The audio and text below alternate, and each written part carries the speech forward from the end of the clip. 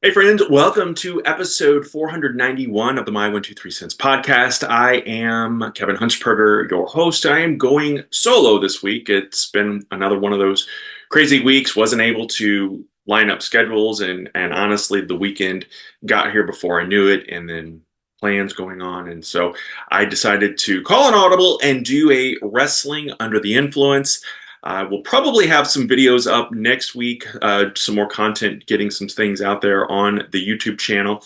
So if you haven't already, be sure to subscribe to the My 123 Cents YouTube channel. Be sure to check out the My 123 Cents Facebook group. Going on right now is the Enhancement Talent Mania. Enhancement Talent Madness. It is a spoof of March Madness.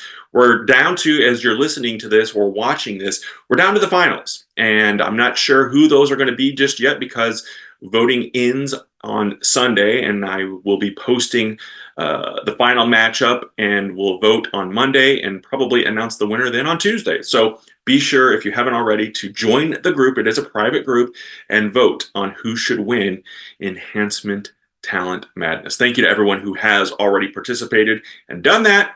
And if you are watching on video, you see behind me something you probably have never seen on the video here before in the background for the podcast. And I actually searched, which is all the more reason for doing this podcast. It's an appreciation for Rey Mysterio, one of the all-time greats, not only in WWE, but in all of professional wrestling. I have a Rey Mysterio mask behind me that we picked up in Mexico back in 2010. But we are going to do this as a wrestling under the influence. And I bought that mask initially for my son, who at the time was a wrestling fan, but was a huge, huge fan of Rey Mysterio. And we had decorated his room in wrestling. He had Rey Mysterio action figure. We've since, he kind of outgrew it all and wanted to get rid of it all. So I donated all the Jacks. This was back in the Jacks era of figures. Gave all of those to my buddy Dan Turnquist, who makes custom action figure belts, and then he uses those figures and does some customizing with those as well. So all of the Jack specific that we weren't like, behind me, as you see, with my LJNs, and I've got some Hasbros that I was kind of more emotionally attached to, so I didn't want to get rid of those. But to make space and make room for my collection, and then if I pick up a thing here or there, I did purge the Jack specific, which he only had about 12 or so figures. But I digress, and I'm going to be talking about, as we talk about Rey Mysterio, I decided, excuse me, to do a wrestling under the influence. This is a brew called PDC. It's a Mexican lager with lime juice and zest, and it is made by Lil Beaver Brewing. Lil Beaver Brewing out of Bloomington, Illinois. And I actually had their beer for the first time back in January, and I absolutely loved it. We ate there. We ate lunch there. The food was amazing. The vibe was fantastic. My daughter is going to be going to school in that area, and I can't wait to go visit her, to go and get. And I picked up several cans, different types of Lil Beaver. So, because they don't sell it here locally in Southern Illinois, and I hope that changes one day too, because they have, I think our waitress told us they do 400 different beers every year. That's amazing, and I look forward to trying this one because I had one there. We did it, I drank it in honor of Groundhog Day, but this is, again, it's PDC. It's a Mexican lager. The artwork on the can, if you're watching, I love all of their cans. They have this beaver mascot, of course, and then they incorporate him doing different things. And this can artwork is done by Patty Young. So for me, when I'm picking out beers that I'm not familiar with at a liquor store, the can art always goes a long way. This is a 5% according to Untapped, 5% ABC, or ABV rather, alcohol by volume. See there, it's a nice pour. Has a nice cerveza aroma to it.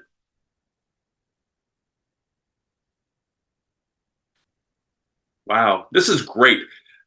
And I was actually contemplating recording this one and doing a pool cast and doing it out by the pool. This is the perfect beer that you would want, sipping it outside by the pool, floating around on a lazy summer day. It's spring here in southern, well, it's spring everywhere, in the United States at least, but it is spring, still April here in southern Illinois. You wouldn't expect to be outside and enjoying the weather, but it's in the 80s. This would have been perfect to be sitting outside, sipping and drinking. So definitely going to give this one a 3 count. And as you know, if you've watched other wrestling under the influences, a 3 count is a winner. It is a great, great brew.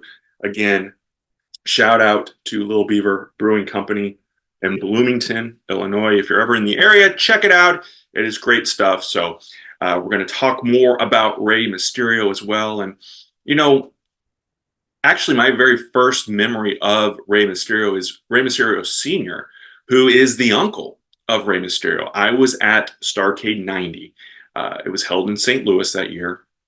And I was a senior in high school. My buddy Jim and I, not Jim and Jim and I got tickets to Starrcade. And it was the first time I'd ever gone to a wrestling pay-per-view. I'd been to a handful of house shows in the past, WWF and a few NWA shows. But we got tickets to go to Starrcade. And this is the year of the Black Scorpion. And, you know, it wasn't the best show, but the vibe, again, I talked about it last week with Chad, the vibe of being at a pay-per-view versus just a standard house show is different. You know, the TV cameras are there. You get all the ring announcers and commentators, and you get to see guys that you maybe not always get to see at a house show. And Starrcade was like that. But the other unique thing about this particular year at Starrcade was the year that they did, it was an international tag team tournament that the Steiners eventually won. But one of the teams in there was a Mexican team, and I forget who his partner was, but Rey Mysterio Sr. was a part of that. And that's actually the Rey Mysterio that we know. That's his uncle, not his father. But I didn't really pay that much attention at the time, but in the years that followed, and I learned more about Rey Mysterio, I found out that that was his uncle. And I think for a long time, though, I did think that it was his father. And Chad may have been the one to correct me on that. But my first memories of Rey, I believe, were coming in those early days of ECW. I think, someone correct me if I'm wrong, I feel like I saw him on an ECW show at one point. But then obviously once Nitro got big and exploded, he was a big part of that presentation. And I didn't appreciate him enough at the time. You know, I was still in that mindset of bigger is better, not you know, necessarily like King Kong Bundy and Giant Gonzalez, bigger is better, but you know, Sting and Lex Luger and Hulk Hogan and the Ultimate Warrior, those kinds of characters were still resonating with me. The Rock and Stone Cold Steve Austin were catching fire by that point. So I was paying more attention to the WWF side at the time, but I was watching and flipping back and forth. And I appreciated, maybe appreciate's not the right word. I was respectful, I'll say that, of what the luchadors and the cruiserweights were doing, but I wasn't a fan of it. It didn't resonate with me. It didn't click with me. I didn't dislike it, but I wasn't crazy about it, if that makes sense. And so, not trying to come off as being disrespectful to any of them, because now, you know, 25 plus years later, certainly have a whole new respect and appreciation for all forms of wrestling, even the ones that I don't necessarily like or wasn't a fan of as a younger man and as a kid. But yeah, Rey Mysterio definitely blazed a trail and was one of those guys that just stood out above everyone else, even though he was the shortest one in the ring, typically the smallest guy in the ring. He was the biggest in presentation, in stature, in memorability.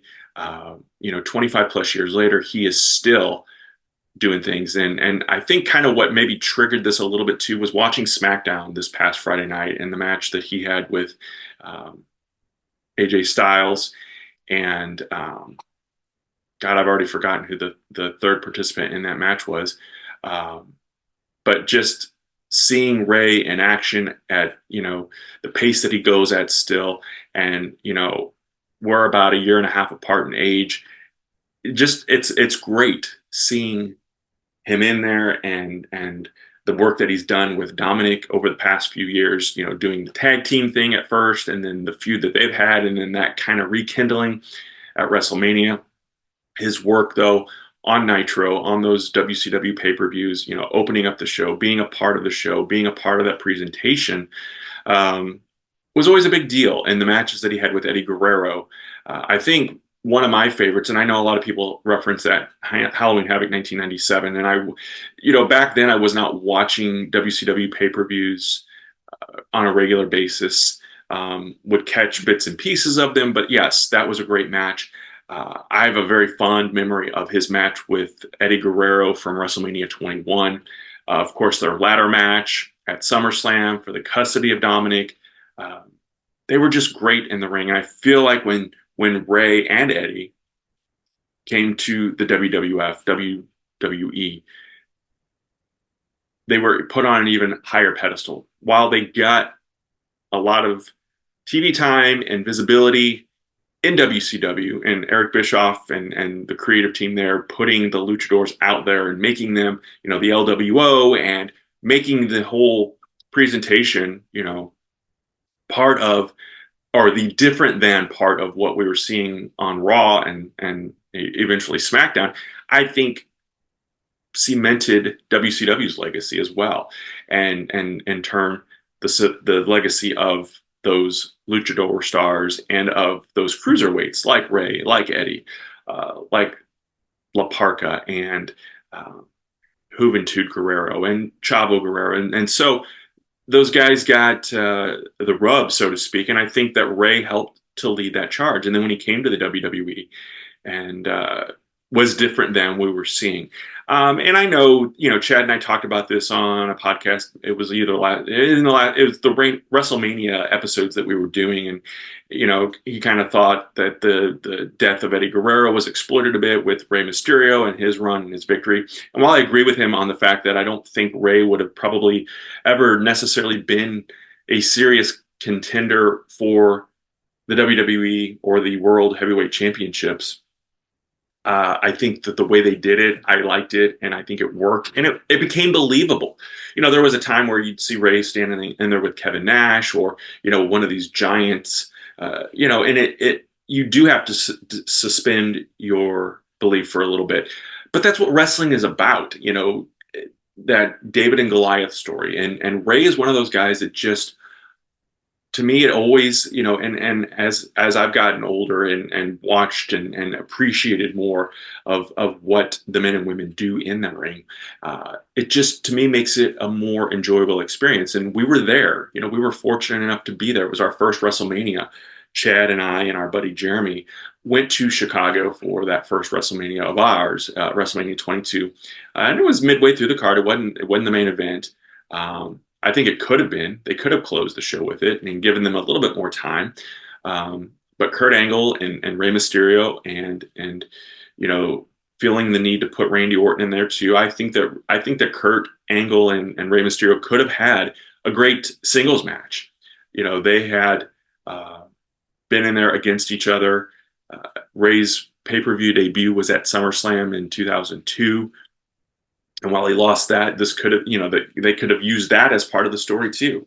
But Rey got the pin on Randy Orton. Maybe that's why Randy was injected into the match, so Kurt didn't have to take the pin. I don't know. I'm not getting into the politics of it all, but I do think that Kurt Angle and Rey Mysterio had some great chemistry.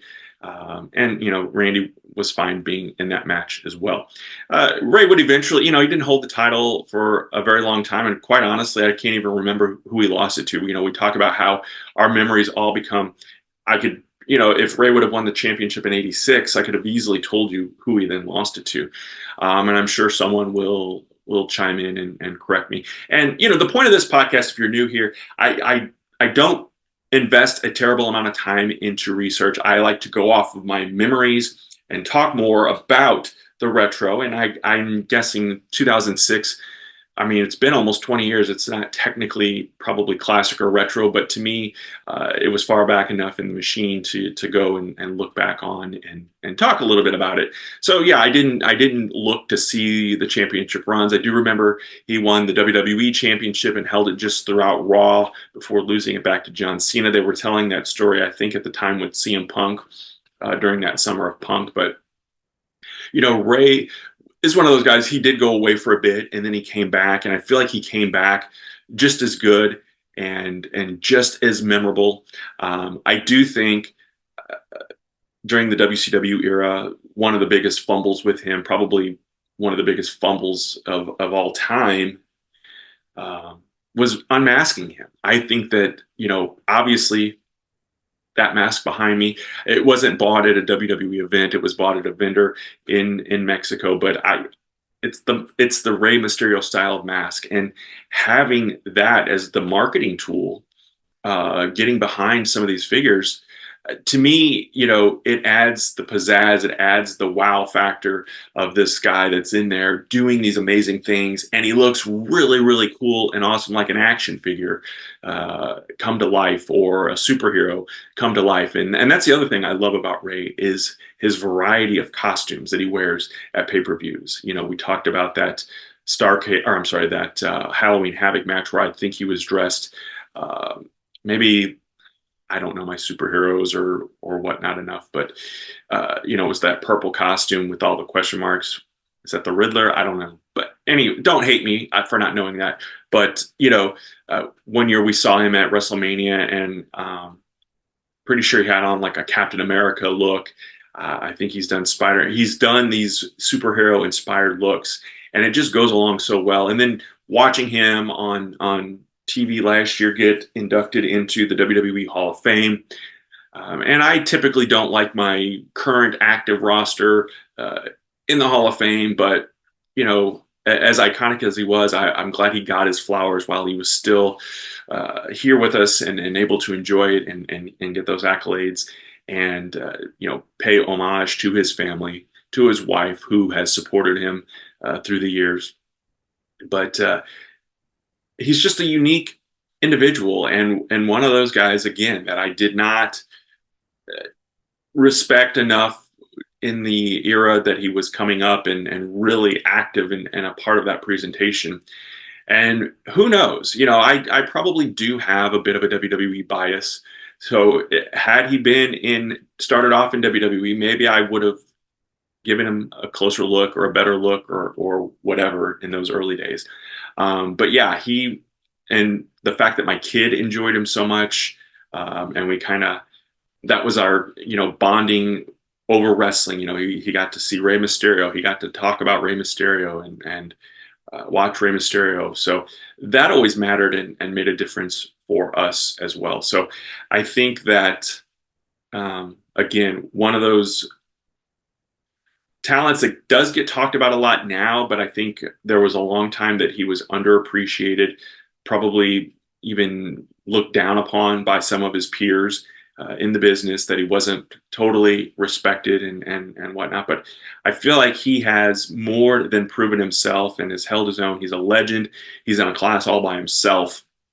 And he really did pave the way for fellow luchadors. And I love that they've kind of injected new life into the LWO, and he's working with a lot of young, talented superstars who, with him and Carlito, I feel like they can kind of take under their wings and help nourish and blossom and create a new line, a new future of superstars.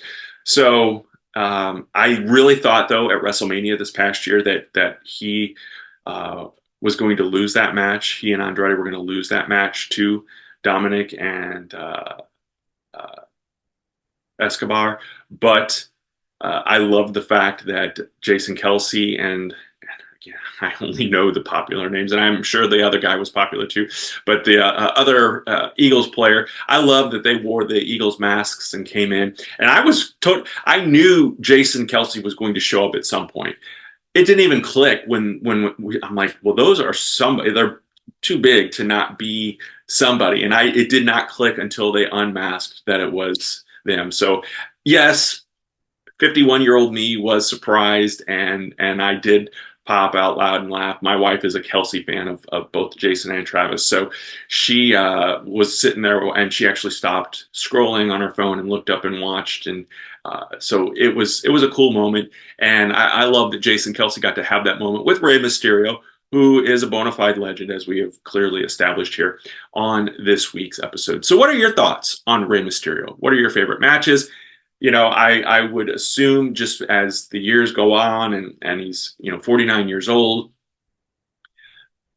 at the pace that he had gone at for so many years, I love the fact that he's still in there and doing it and continues to go at breakneck speed. But injuries have hit him recently too. So I don't know that he'll ever fully retire, but I love being able to see him and get in there and have some great matches and help with the next generation and help groom and help those other superstars develop and continue to grow and nurture them along the way as well. So let me know your thoughts on Rey Mysterio. He's one of those guys that has done it all in the WWE and really a global phenomenon who should definitely tip our hats, tip our masks to Rey Mysterio as we celebrate him. And again, one last shout out to my friends at Lil Beaver Brewing Company, PDC. I've got 3 more cans,